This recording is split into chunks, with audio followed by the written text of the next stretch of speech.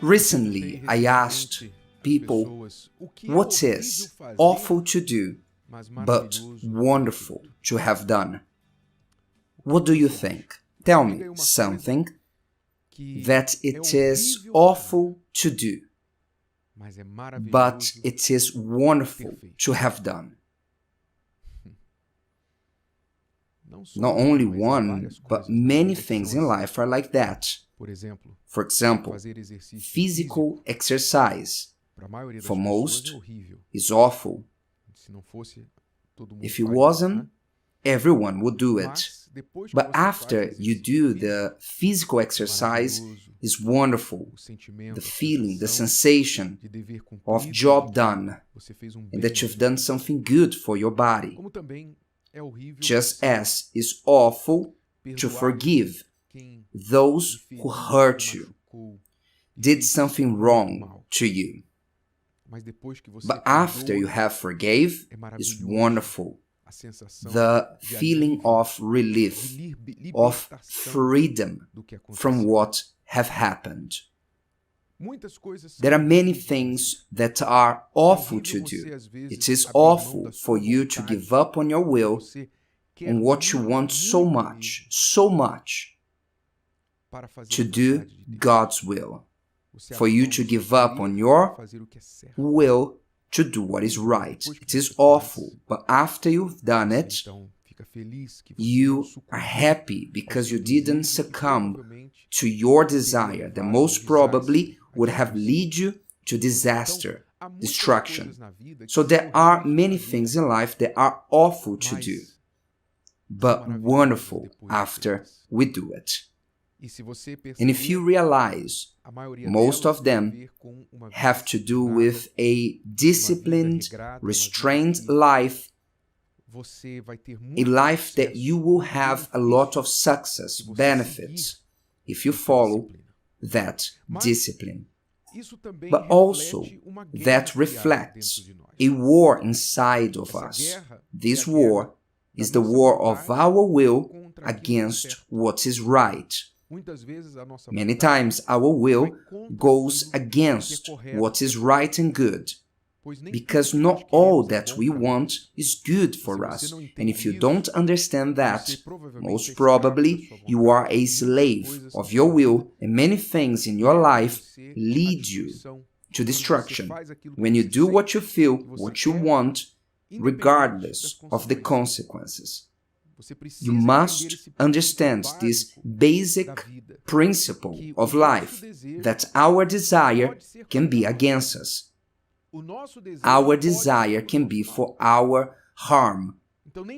So not all that you want is good for you. It's that story that they say out there, that they sing in songs out there. They write in poems saying, follow your heart.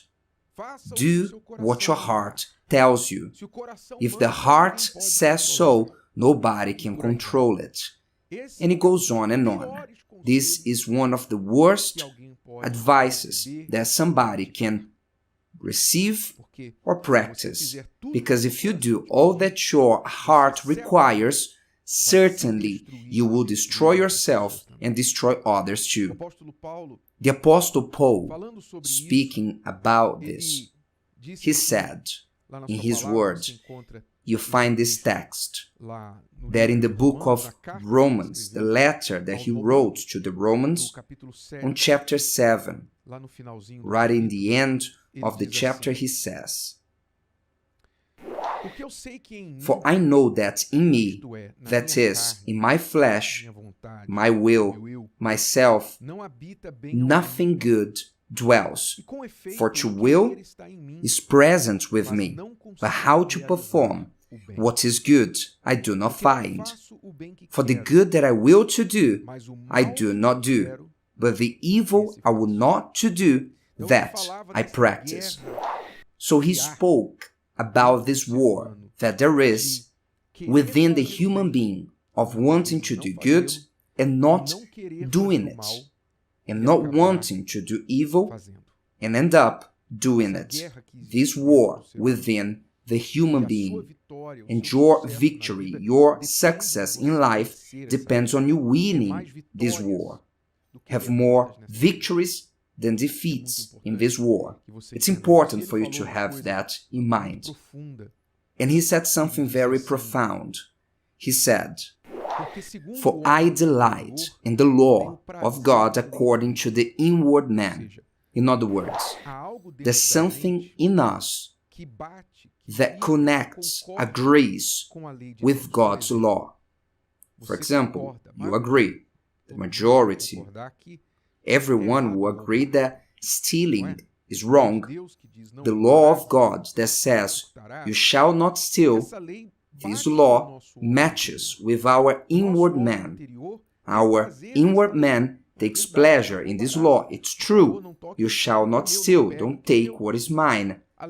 The law of God that says, "You shall not commit adultery," also matches with us. I was talking to a young man who had a very promiscuous life, a libertine lifestyle. And at some point of his life, he had 3 women at the same time, and they didn't know about each other. He had a lot of money, so he maintained one in one city, another one in a neighboring city, and another one in his city. And with a lot of lies, presents, gifts, he lived this crooked life. So he did whatever he wanted.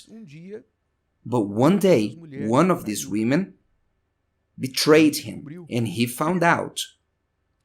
He didn't like. He didn't like it. He was very upset with that. In other words, as long as he was doing to others, it is fine. But when it was done to him, that I don't accept. In other words, inside of him, even with all his promiscuity, there was a part of him that said, "This is not nice," but he only felt that when it was done against him. When he did to others, he justified it, he explained it, "I'm a man, I can." Anyway, do you understand? Paul spoke about that. "For I delight in the law of God according to the inward man."